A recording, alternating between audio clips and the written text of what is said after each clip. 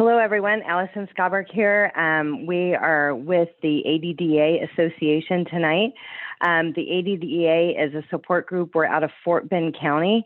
There is a bigger mothership, ADDA. There are support groups all over the greater Houston area, all around, even as far as the Woodlands, really basically all over this area.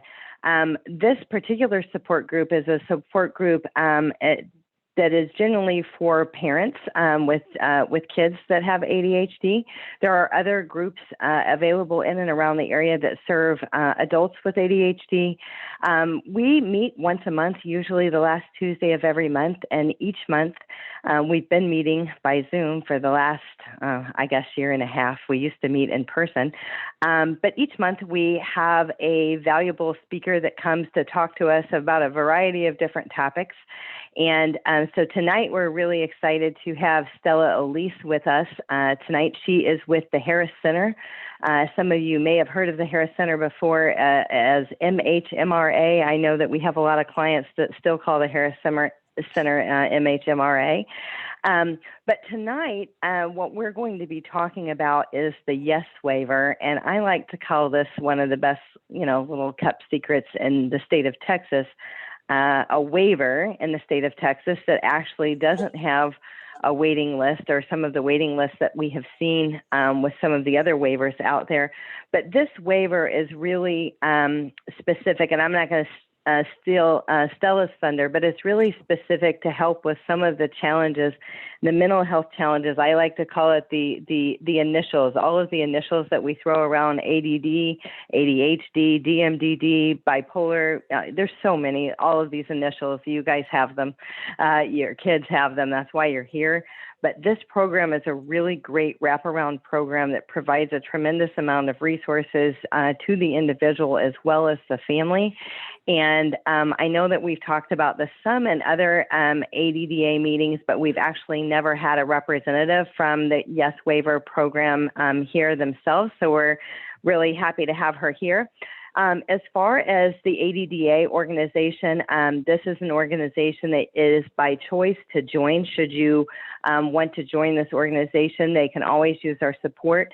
They have annual conferences and bring just amazing speakers from across the country into their conferences. There's a tremendous amount of resources out there that can help you in your journey. Today's meeting is being recorded. We will be sending out an email tomorrow that will have a link to the recording. It will have Stella's contact information and also a little bit more information about how you can join ADDA should you feel so led. So having said that, Stella, I'm going to turn it over to you. This meeting is scheduled to be over at 7:30, so we will be done on or before 7:30 in case you are wondering. Thanks so much for being here. We want to answer your questions. So if you have questions as Stella's going through the presentation tonight, put them in the chat box and we'll get to just as many as possible. So thank you so much, Stella, for being here this evening, and I'm going to turn it over to you. Thank you so much, Allison, for having me. I really appreciate it.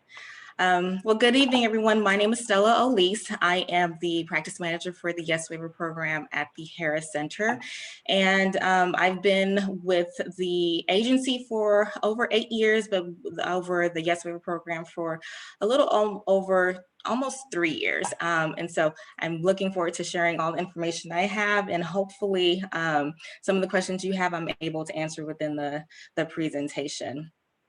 So the first thing I wanted to share is, who are we? So the YES Waiver Program stands for Youth Empowerment Services. It is a Medicaid funded program, which allows for more flexibility in the funding of intensive community-based services to assist children and also adolescents with severe emotional disturbances, allow them to live within the community and with their families. And so to ensure that services are delivered through utilizing strength-based approach, which we actually use is called Wraparound.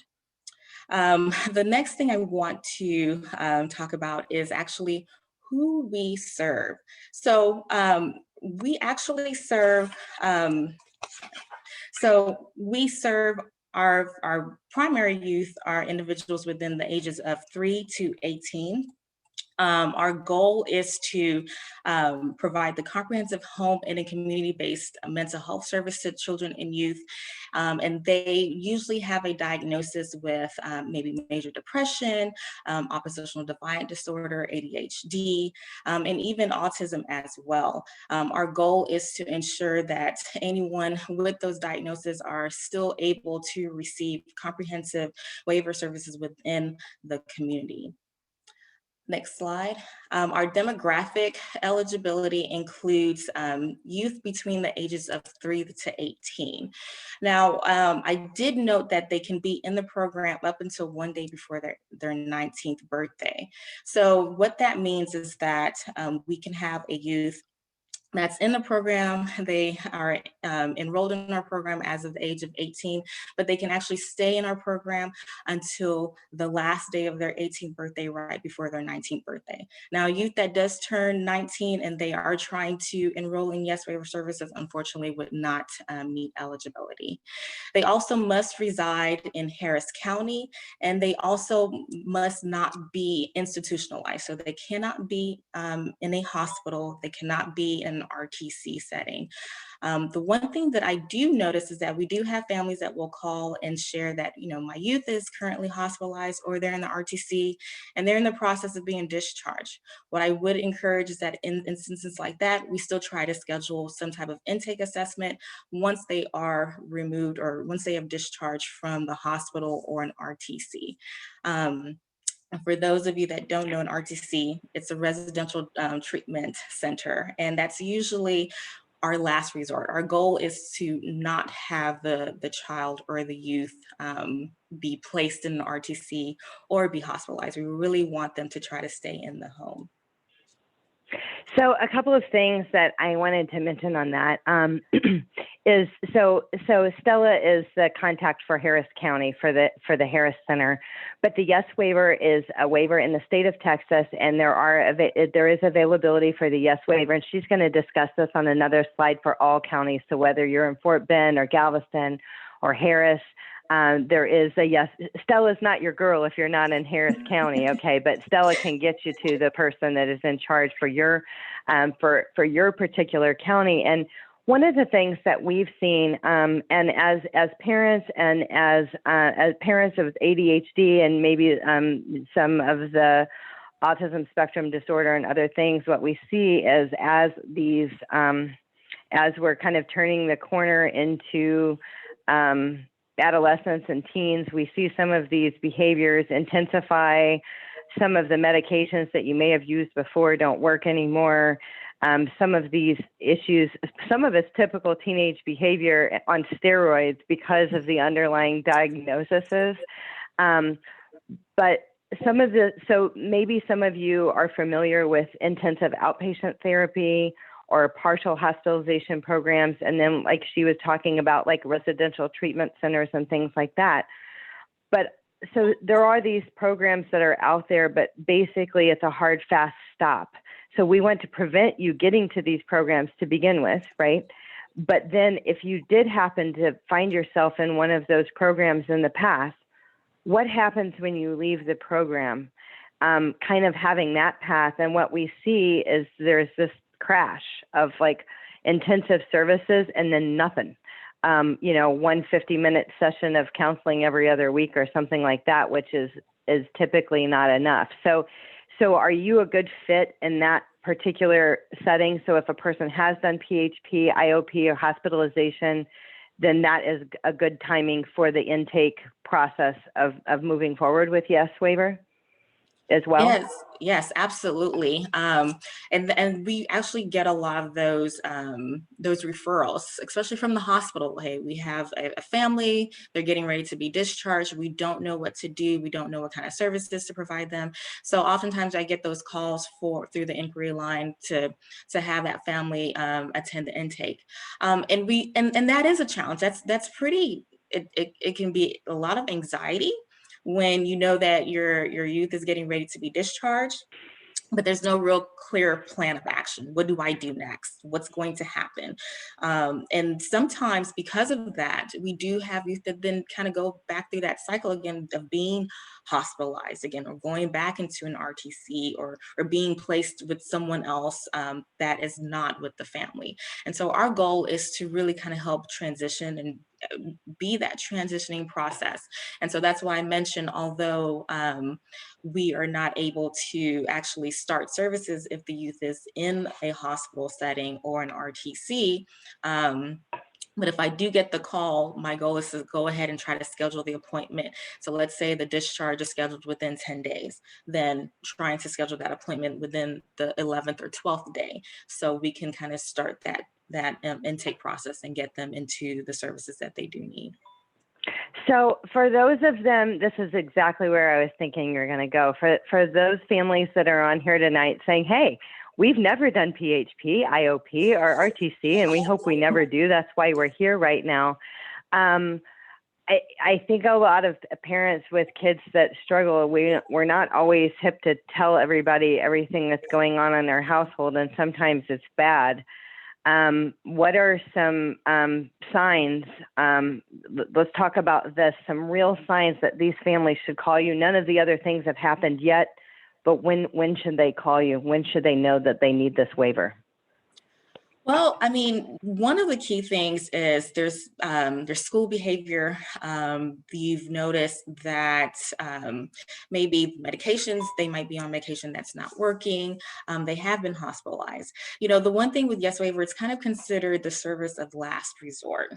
So we've tried everything else. We've tried the outpatient. We've tried the therapy. We've tried different types of services, but we're still kind of dealing with the same issue. We're still dealing with the fact that, you know, the whole family as a whole, there's still something missing. There's still something that needs to be addressed. And that's when you should give us a call. And I try to encourage everyone to call. The one thing that we really look at when I talk about the clinical eligibility, part of the intake assessment is completing what we call is a CANS assessment, and that's the child and adolescent needs and strengths assessment. And part of that assessment tool looks at the risk of self-harm, the aggressive behavior, also maybe the family dynamics, school behavior, and then also the diagnosis as well. And so when that is evaluated, ultimately a decision is made to see if the individual would be appropriate for YES Waiver services. And then ultimately at the very end of this piece is that it's basically the idea that if nothing else works, ultimately, if they are not able to get into YES Waiver, they would be at risk of being placed in an inpatient or removed from the home. Okay, and so at risk of being inpatient or removed for themselves from the home, something if they're at risk, so that the old phrase that we hear all the time is if they're a risk to themselves or others. You know, so that would be a flag, I guess. Yes, you're saying? That would be a flag. That would be a flag. And so a lot of our families are like, there's no way that my child would ever be displaced outside of our home. Like, you know, yes, their behavior is horrible and it's disruptive or things like that. But like, you know, I think that there's a lot of families that would say, okay, well, you know, I mean, we're never giving up on our children or things like that. Things are really rough. The people that are here for a reason tonight. They need to know about this. Right. So let's talk about like that process, that intake. What kind of documentation? Because we've heard this before, like, well, we don't really have that much documentation. So like maybe we have this diagnosis of ADHD, or maybe there's a lack of paper trail. Some parents have a lack of paper trail with medical records deliberately because they don't want all these negative things in their child's medical records. So how do we address that?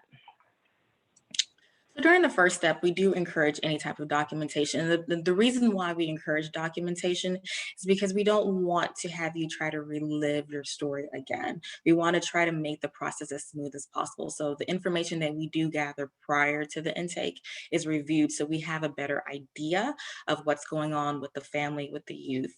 And so that piece is, so it's not like, oh, let me get this documentation so just because the purpose is because we want to try to make this as smooth as possible. So if there's some questions about hospitalization or behavior that's already documented in the medical records that you've provided, we already have that information. So we don't have to kind of relive that again and say, so tell me about the hospitalizations. Have there been any hospitalizations? How long was the child hospitalized? Tell me about the history of aggressive behavior. So that's the main reason. So, but if we don't have that, then that's still okay. We still will go through kind of that assessment and ask the questions just to make sure we have enough information to complete that clinical assessment. Also, we utilize that the intake also with the CANS assessment, as I mentioned before. One of the things to know is that during our intakes, we do require that not only the parent is present, but also the youth as well. Fortunately, we are able to provide intakes virtually because of the pandemic, and I think that's actually worked a lot better for our families. So we do offer those intakes virtually, and we offer 3 assessments during each day, and that is actually coordinated with the intake person to identify what time would work best for the family. We also have been accommodating as far as working outside of 5 o'clock. So we do have families, we have parents that work. And so we try to accommodate that. So there may be an instance where we're completing an intake at 6 p.m. or something like that, but it's still usually Monday through Friday. And so we did just have a quick question in the chat box, and I think you already answered it. Again, there does not have to be a hospitalization first. You don't have to be coming from PHP, IOP, or RTC first. We're trying to prevent those things from happening. I just want you to confirm that. Yeah, so the child does not have to be currently hospitalized or out of the home.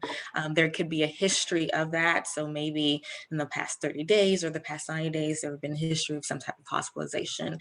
Just to make clarification, if the client is currently hospitalized, we won't be able to proceed with the assessment because they need to be physically with the parent at the time of intake. Right. And having gone through this, I think that as far as the intake appointment, the only advice that I would give that I think helps expedite the process, names, address, and phone numbers of doctors, psychologists, psychiatrists, whoever it is that you're seeing that they're being treated for these conditions is helpful. And if you already have those records handy, having those is helpful, but they will get those records. They'll reach out to your clinicians to seek those records. So at least just having the name, address, and phone number is handy, right? Correct.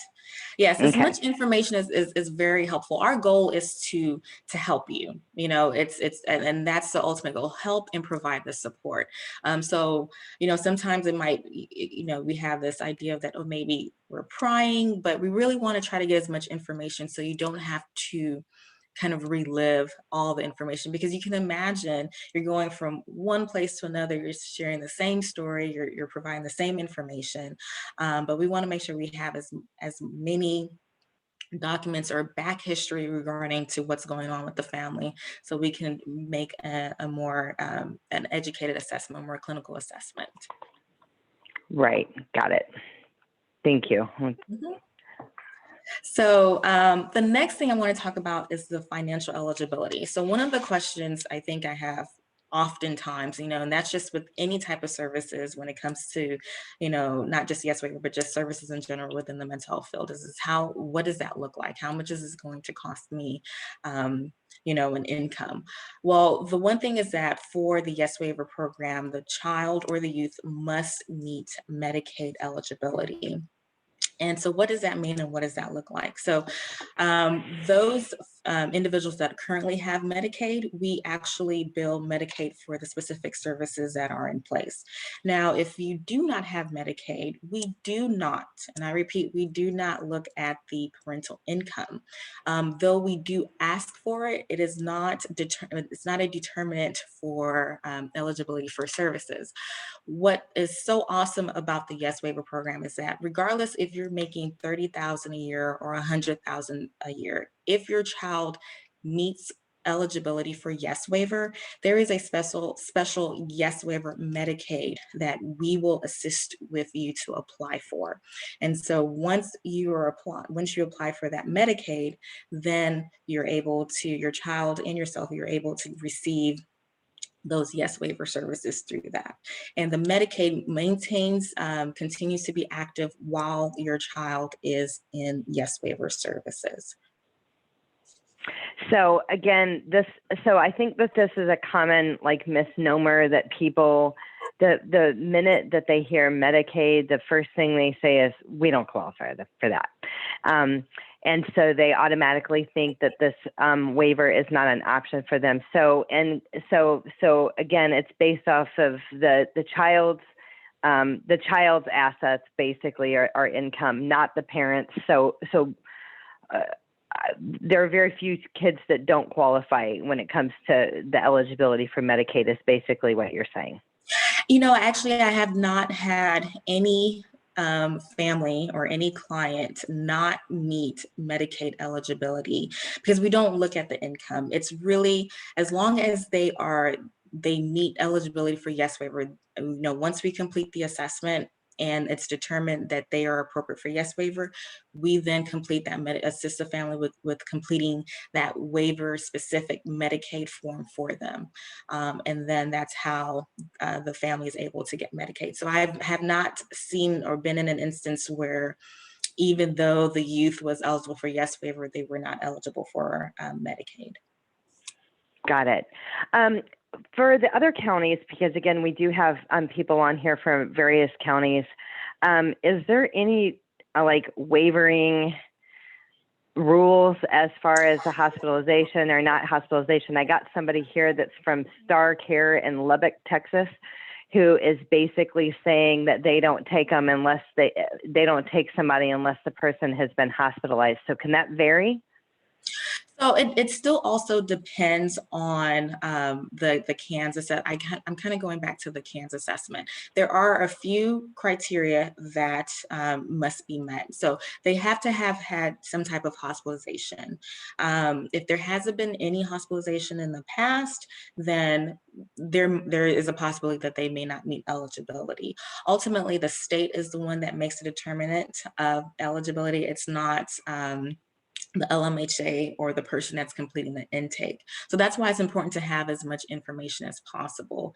So if there has been a history of hospitalization, there's been aggressive behavior, a lot of disturbance, maybe just being removed from the home, that will likely be a reason for the individual to meet YES Waiver services. Okay. So the next thing I want to talk about is, so with YES Waiver is kind of under the umbrella of two specific things. So I mentioned briefly wraparound, and then there's also the waiver piece. So the first thing I want to kind of talk about is wraparound and what that looks like and what that actually means. So the wraparound process aims to achieve positive outcomes by providing a structured, creative, and individualized team planning process that's compared to traditional treatment planning. Results are more focused on effective and relevant to the child and family. Through the team-based planning, the implementation process, wraparound also aims to develop the problem-solving skills, coping skills, and self-efficacy of the individual and family members. And then finally, there is an emphasis on integrating the child or youth back into the community and building more of a family social support. So again, wraparound builds on the family and community support and utilizes YES Waiver services to help build the family's needs and their strengths, and also their natural support and network as well. In connection with the community, our goal for YES Waiver Services is that it is family-centered. It's also coordinated and effective at preventing out-of-home placement, and also making sure that there is an ultimate goal of strength-based within the family. So our goal is really to look at the family strengths and their goals and their unmet needs and what they're looking for to achieve within the program. So that's really what makes this service a bit different. Really do try to strive on wraparound. The next piece I want to talk about a little bit more is there are 4 key elements for wraparound services. And so what does that look like? The first thing, next slide, please.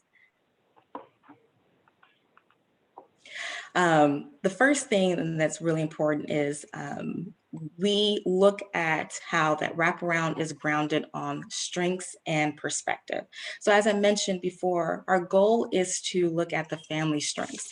What are they successful in? A lot of times we have family members that come in and they talk about the story, kind of the struggles that they've gone through, for the past 5 years. These are the challenges. But then we also want to remind the family, okay, we hear that you've been going through all these challenges, but how did you make it to here? You've made it here today, to this very moment. What tools have you utilized to really kind of get you here? Really kind of praising the family with, even if there's just little resources that they may have had, but the fact that with everything that they're going through, they were still able to kind of make it to this moment, and this is where they are now. So really kind of identifying that. Another thing is wraparound is driven by underlying needs, or also what we call unmet needs. So what are the needs of the family? What are the core needs that they are looking for to accomplish within the program or within the family, within themselves? And also wraparound is supported by an effective team process. So one of the biggest things, and I'm going to talk about this a little bit later, is really identifying that this is a community effort. This is a team effort. When I say community, we're looking at natural supports. We're looking at teachers, family members, trying to get everyone together to work together as a team and to support the family as a whole. And then also wraparound is determined by families. The one key thing, and you'll hear this often, is family voice and choice. What is the family? What are they looking for? What do they want? What do they hope to accomplish? What do they hope to achieve? So family voice and choice is very, very important. So it is believed that with all these 4 key elements for wraparound, in order for wraparound to be successful and for it to work, it must have these 4 elements within the structure of the family. One thing that I think is key, and I think you really hit on it, is it is just so tailored specifically to each individual family. So some families may need to improve communication or bringing down volatile situations without escalating, which is sometimes hard with ADHD kids. There could be any number of things. Some of our kids, so there's a lot of goals that could be structured, tailored towards your child. Like some of the things that we hear on a regular basis with the ADHD kids is they don't have friends, or they don't keep friends. That maybe they're outgoing and they're pretty friendly and they're good at making friends, but they're not good at keeping friends. So developing and maintaining relationships might be like part of some of these goals. And I know that like everybody across the board has different things, but I think anger and escalation is a common theme with our kids. So if you're there, you're not alone. But I think that the cool thing is whatever it is, like you said, that they're already doing well, you build on that, and the things that aren't not working, then that kind of goes into one of the goals of completion of the plan of when we've arrived, we'll look like this. This is what we are hoping for this program, and I think it's super cool. We have a lady that had something in the comments that she mentioned about a child that's ADHD, diagnosed with intellectual disability and underlying lifetime chronic disease. And so how does that go into, so let's say a kid isn't a threat to themselves or others, they're not self-harming, they're not running away or beating kids up at school or getting kicked out of school or whatever. Is that a fit for the YES waiver, or is there some other caveats that we need to be aware of? I think we would need more information. Initially, just off the top of my head, it sounds like that youth may not be eligible for YES waiver. And just because I would want to know, have they tried alternate services in the past, and what has that looked like? Has that been successful or not? But we still also have individuals that do have an IDD diagnosis that are eligible for YES waiver. So it's not always just necessarily that diagnosis that we're looking at, but we're also looking at kind of the behavior, the history to it as well. So, but it would also still, I think it's still important to say, and I hate to make it feel like, I don't want anyone to waste their time, but I think still being able to come in or virtually for an intake assessment to see. Even during the intake assessment, we still try to offer resources, outside resources as well. And again, this is for Harris County, and I'm sure it's the same for Fort Bend County. At the time of intake, we still offer additional resources just in case, in the event that, hey, unfortunately, eligibility is not met, but here are some alternate resources for you to reach out to as well. And so again, because we may have some people, I don't know about the functioning of ASD, their ASD children, but in the example that we have an ASD child with IDD who is either nonverbal or very, very low functioning, that particular individual is not necessarily a candidate for the YES waiver. Is that correct? That's correct. And primarily the goal with the YES Waiver Program and with Wraparound is there needs to be active participation. And so that's active participation with the youth, and then also with the parent as well. We do encourage that the youth is able to actively participate, because there are many services that are provided to where there involves more of that interaction, especially during the family team meetings. Just to kind of talk a little bit more about that. During the family team meetings, our goal is to really kind of have everyone, especially the child, involved. Oftentimes when we talk about services, we usually hear the parents sharing kind of, this is what I want for my child, this is what I want things to look like, but we really try to strive to hear what the child wants. And so you'll hear the term CFT, so a child family team meeting. So we really try to work on including the child as far as what they want, what they're looking for in the overall success of the program. And just the progress that even the parents think the child's making, and the child thinks they're making, just the progress overall. So basically, now you guys lay out the plan. The plan is tailored to the family, and then through the family team meetings, you guys are tracking that progress and turning the knobs if you need to. Basically, correct. Right? And you're actually, and that's exactly what I was getting ready to share, because so what is a family team meeting? So I've talked about that. I've said CFT, and what does that look like, and how does that tie into Wraparound? So every family has what is called a Wraparound facilitator. Usually it's either a facilitator, or you hear Wraparound facilitator, but it's primarily a facilitator. And I like to explain the facilitator as a coach on a football team. I'm not really great with football terminology, so bear with me.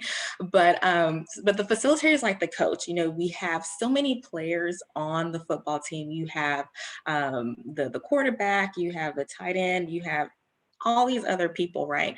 But the coach is really trying to gather everyone. Everyone plays a different role. Everyone has a different skill set, a different strength.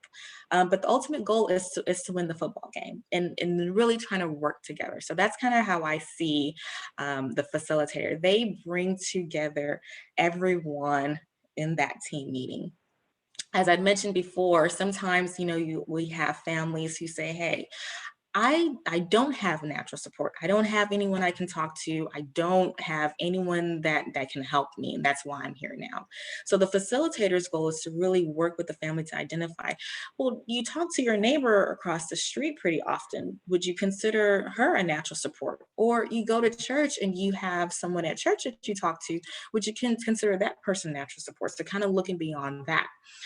We also have parents that say, I don't want anyone in my business. I don't want anyone to know what's going on. This is just private. And I get that. And so the facilitator's goal is also to identify, while you may say you don't want anyone to know what's going on, do you know anyone that you feel comfortable that you can talk to? Is there a teacher, your child's teacher that you can talk to? Maybe your grandmother, maybe your sister, maybe your cousin.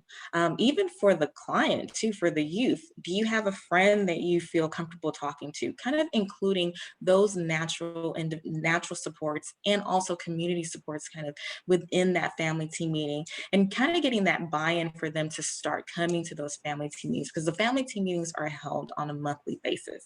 So the shift focuses away from a traditional service-driven, problem-based approach, and instead into a more strengths-based, needs-driven approach. So I'm sure you've heard the term, there's no such thing as a bad child, but bad behavior, right? So we're trying to change the kind of that mindset of this is what you're doing wrong versus this is what you're doing great. We really want to hone in on the positive aspects of things within the family, and not necessarily this is a problem that needs to be fixed. So that's the big thing about wraparound in the facilitator. Go ahead, Allison. Can you explain, because I know this, but I bet that the families that are on here don't, because I know all about this YES waiver. But what is a day in the life, a week in the life, a month in the life? So we're talking about, monthly family team meetings.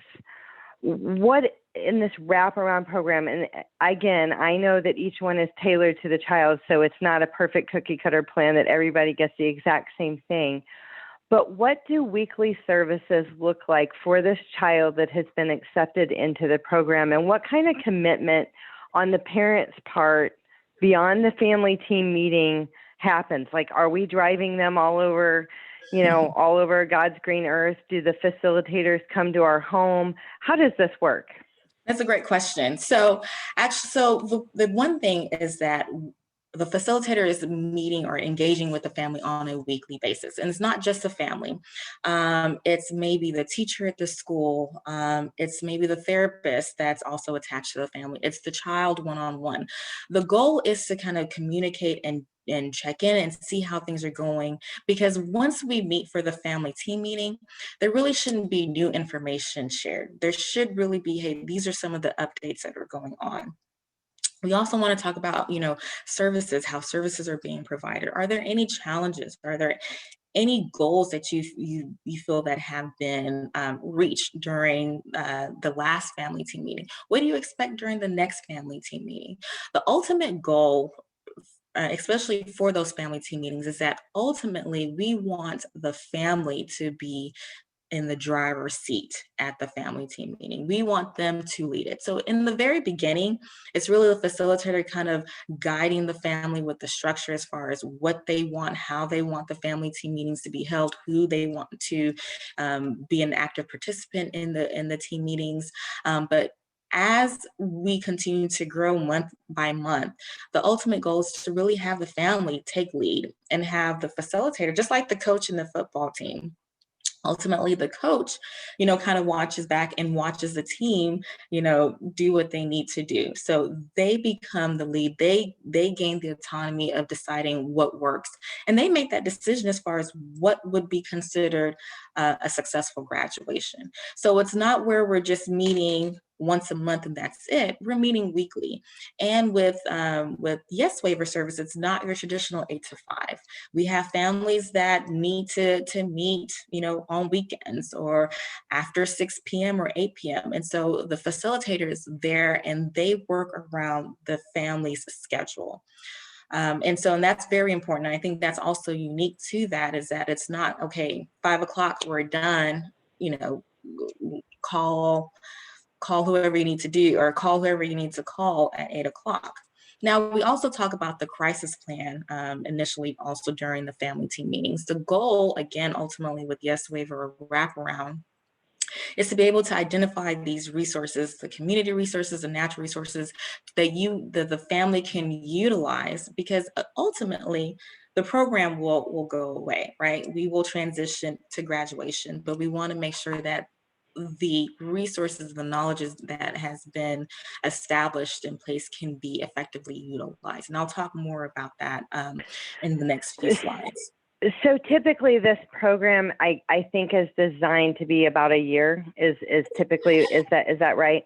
So on average, and I think I noted on average, it's about 11 to 18 months.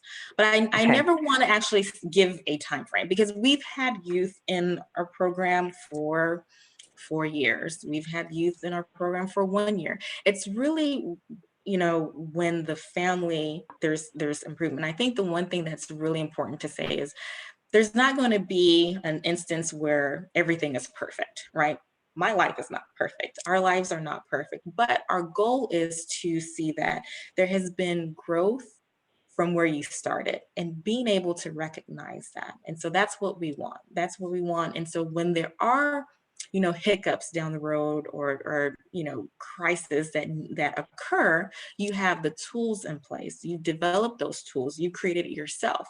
Initially, when we talk about crisis planning in the early stages, the conversation is, well, I'll just call 911.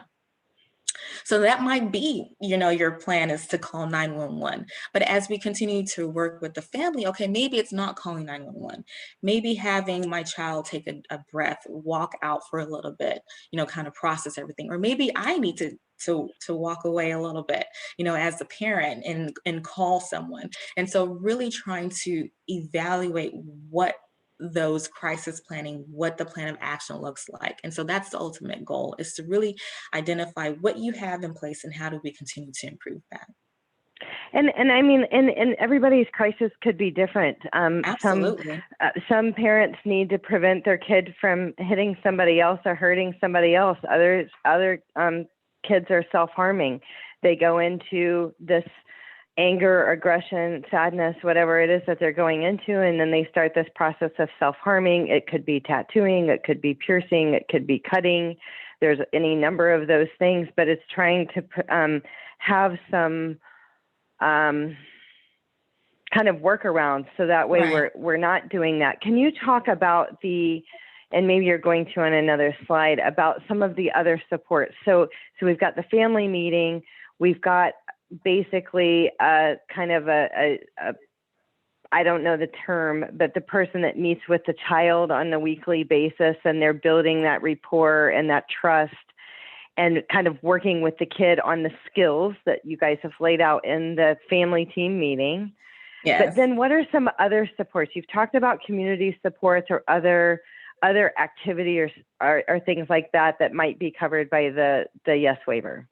So I will talk about that more. So that's more specifically towards the waiver piece of it. So right now I'm just focusing on wraparound and kind of what that looks like and how it's kind of, the goal. It's not necessarily just identifying the problem, but working together as a team.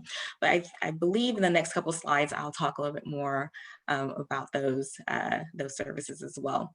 So as I mentioned before with the wraparound process, there are 4 phases to the wraparound. And so the first phase is engagement and team preparation. And that's really where it's the groundwork that really starts, where we're developing and we're sharing the vision, we're getting the buy-in of the family, and then also identifying natural supports. Oftentimes, like I mentioned before, the family doesn't have any natural supports. They can't identify, or they really don't have anyone. They've probably moved to a whole nother city or a whole nother state. They don't have anyone there that can really be the support for them. So we're working, the facilitators working on identifying who can be a part of that team member. And so the goal is for everyone involved to be comfortable with each other, and in order to attend the meetings and be able and willing to work together.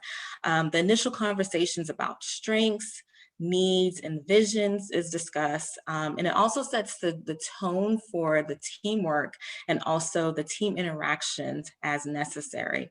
And in this phase, it's completed, early on, and it also helps establish a relationship so that the team can bring a more individualized process to the overall development of the wraparound plan. The next one is the initial plan development. So in this piece, there is more trust and mutual respect that's being developed across the board. And this also creates an initial plan of care where we are utilizing more of the process, that process that reflects the actual wraparound process. So when I talk about individual plan of care, it's also called IPC. And so we start identifying what kind of services does the family need? What interests is the child looking for, and even for the parent as well, and what will that look like? How often will these services be provided? What will be the duration? So it gets a little bit more detailed as far as the frequency of services being provided and what those services are.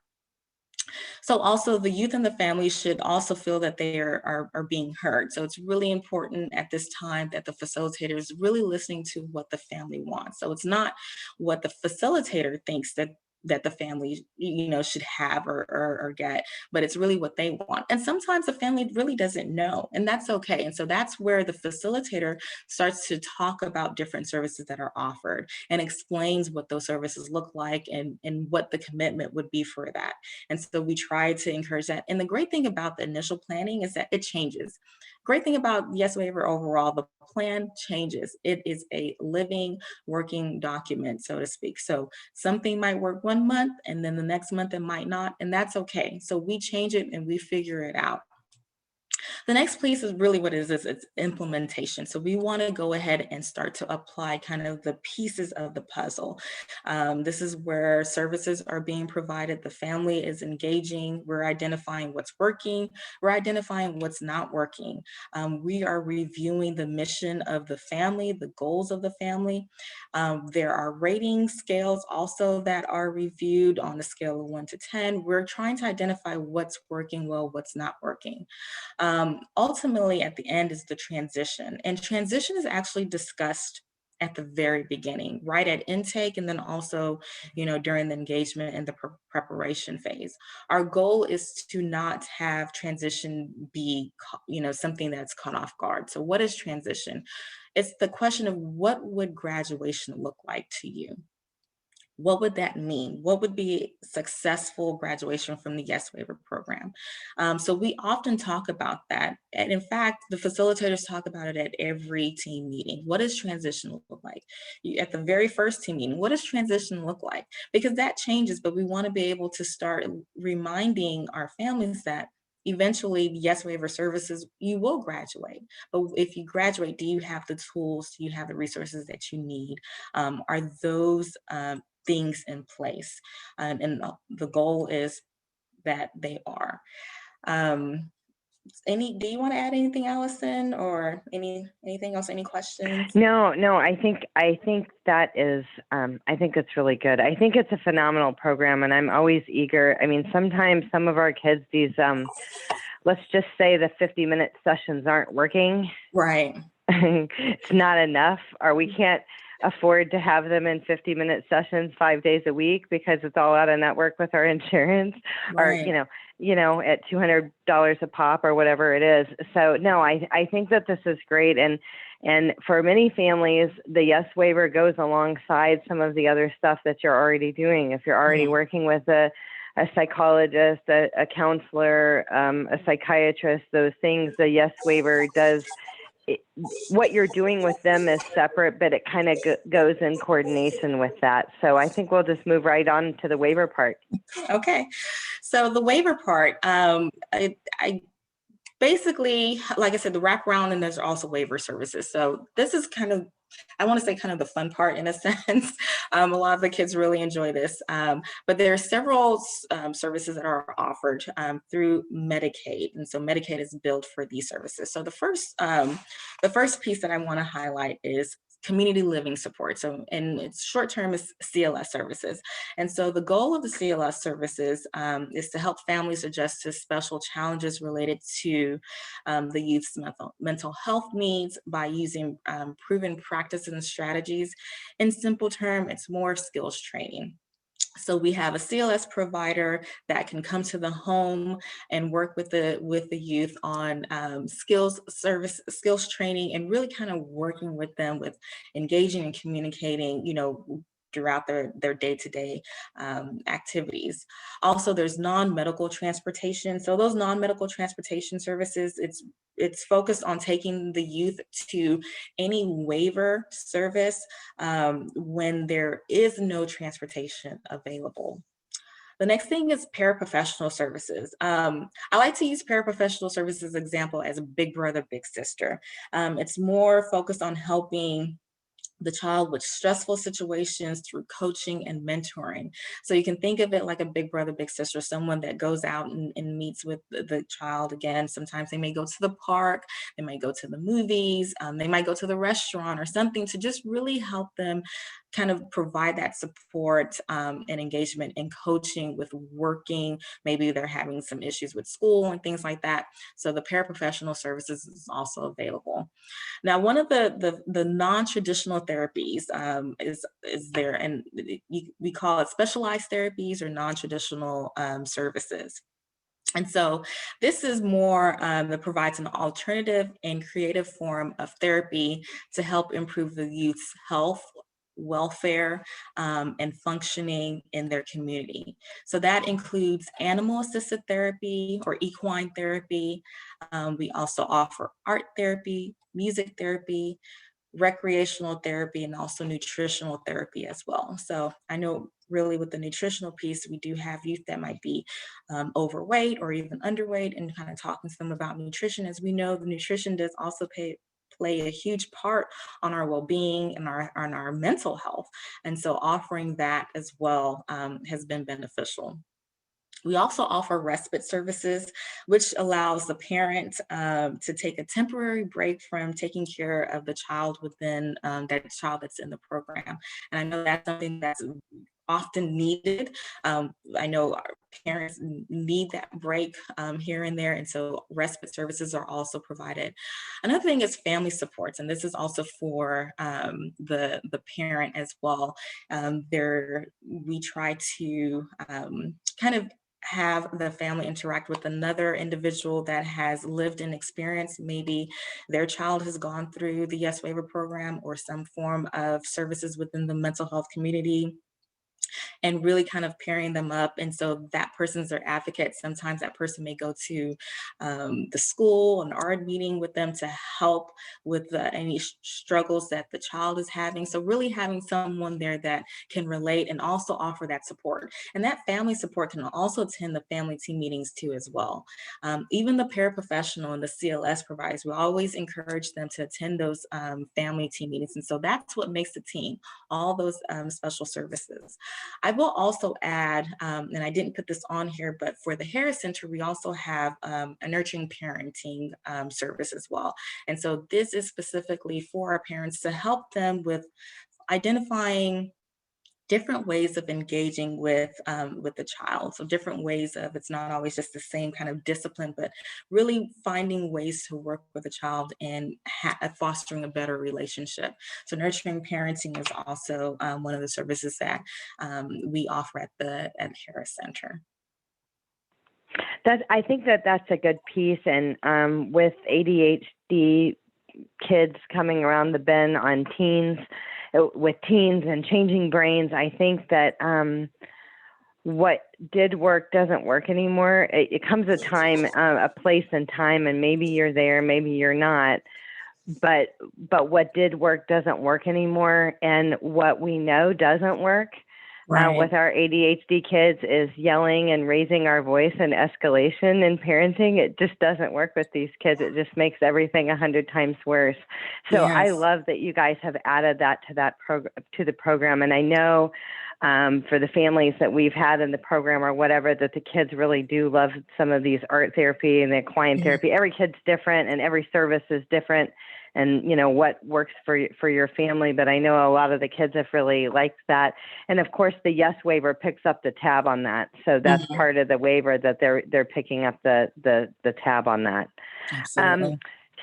So we're coming down around the bend towards the end of our thing. So I'm gonna let you get through your slides. And we did have a quick question for wanting to know how many facilitators in Harris County and how many cases does each facilitator have. So whenever that's appropriate to answer that, if you want to chime in on that, it's good. Oh, actually, I can answer that right now. So with Harris County, I currently have 22 facilitators, and each facilitator has a 1-to-10 ratio. And so it's per the state requirement and guideline to really ensure that high fidelity of wraparound services are provided. It's best that each facilitator only carries a caseload of 10 because it is intensive case management. So every facilitator is usually between 1 to 10.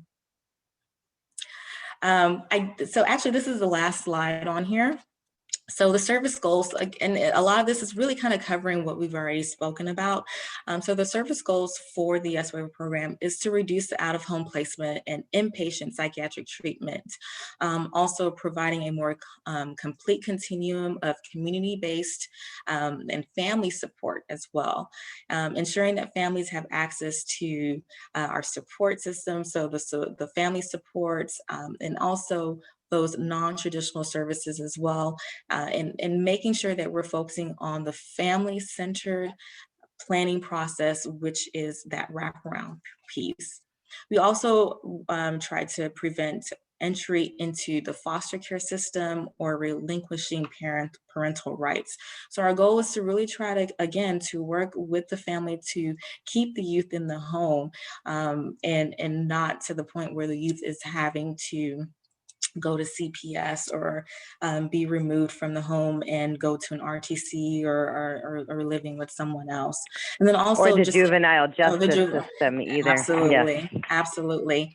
And then also improving the clinical and functional outcomes of the child. And that kind of goes back to the CANS assessment. So at the CANS assessment is completed every 90 days, or if the child is hospitalized. So we use that to kind of determine as a baseline. So the CANS is completed at intake, and then we also complete it every 90 days just to see how the child is doing. So there is some type of assessment that is being completed just to kind of monitor the progression within the program. And again, the average length of time in the YES Waiver Program is 11 to 18 months.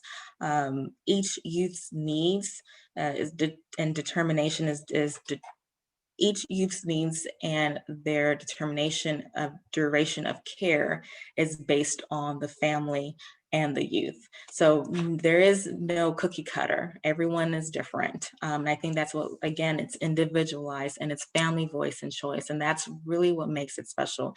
They're the non-traditional services that we offer. We really try to think outside the box and really work with the family to the best that we can. But we also encourage the family to work for themselves. They have to root for themselves too, because that's the overall goal of the program, is identifying those strengths and those goals so they can successfully graduate from the program. This is a wonderful program. And, and I think if you're seeing some of these behaviors that are escalating and you're worried as a parent, where do we go from here? Is my child going to get kicked out of school? Or have we already had a run-in with the juvenile justice system? Or were we saved by the bell because somebody didn't press charges if something happened? Things like that. These are all escalating things that certainly can be addressed so that they don't become a problem in the future. So we do know that we have people from all over the state on tonight. We can't possibly have all of the counties listed here, but basically we have some of the other counties that, if you're interested in applying for this YES waiver or kind of going through the intake process, there's the phone number. But basically you're calling, if you just type in YES waiver in your county, you're going to get the number. If you kind of Google that and YES Waiver and put your county in, you're going to get your specific location and phone number and how to go about that. But then what is this HHSC line at the bottom there? Tell us about that. Right. So the HHSC, the inquiry line, is just for all local mental health authorities. So if you are not sure as to which, which YES waivers in your county, you can call that main number, and then someone can direct you to the correct LMHA. So I listed also the Harris Center, our inquiry line, it's 713-970-7212. There is not a live person on the other end. What you will do is call the number and then leave a message, and someone will return your call within 24 business hours. Texana, which I know is within the Fort Bend County, their number is also listed. I'm not sure of how they operate as well. I'm assuming it's also an inquiry line that the parent will call and leave a message as well. But I also offered Gulf Coast, Tri-County, Spindletop as well.